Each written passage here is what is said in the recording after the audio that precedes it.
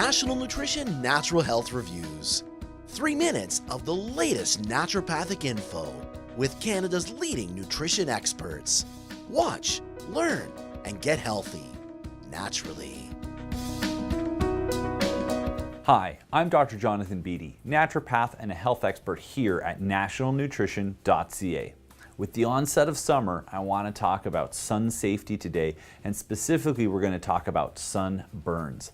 Now, what a sunburn is essentially when the UV radiation from the sun has physically burned your skin.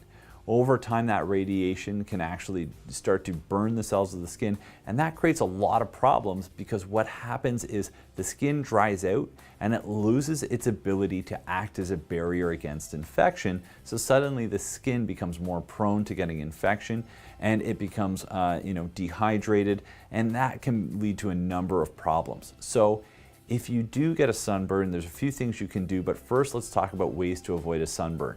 One of the easiest actually is building up a base.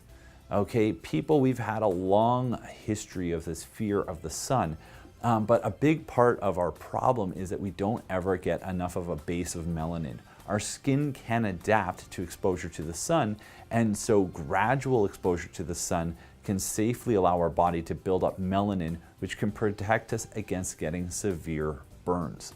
What often happens is we, of course, live in an office Monday to Friday, and then on the weekend we go up north to the cottage or we go outside.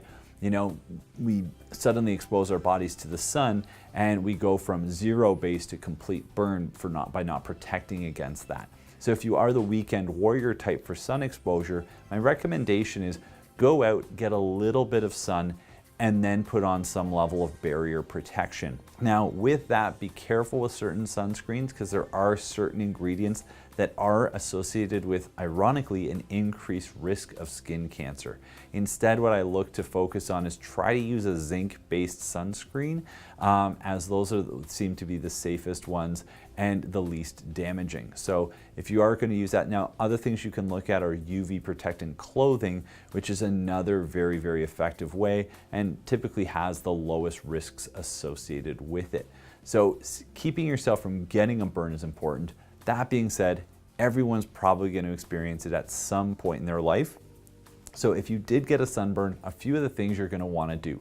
First things first, don't put any greasier barriers on it. Don't wipe it in butter, don't put fat on it because it dries out.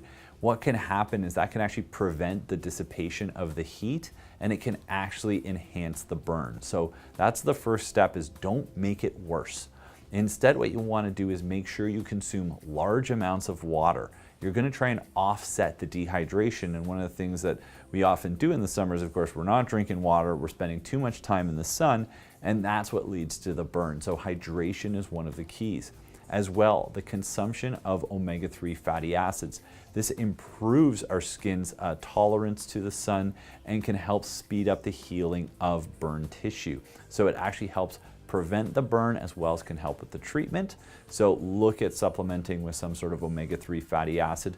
That can be a very effective tool in your fight against sunburns. In addition to that, if you do have a burn, aloe vera gel, very, very effective topically. It actually can help speed the healing and recovery of the burn tissue. And as well, you can use things like calendula oil and vitamin E oil, also topically applied, can actually help speed the healing of the burn. You're going to want to wait though about 2 hours until after you've received the burn when you're applying an oily substance, again, so that you can allow the heat to dissipate and not make that burn any worse. So I hope you don't get a sunburn this summer, but if you do, I hope this video helps you to manage it more effectively. Stay sun safe. Any questions or comments, you can post below, subscribe to our channel, and last but not least, always remember, knowledge is health.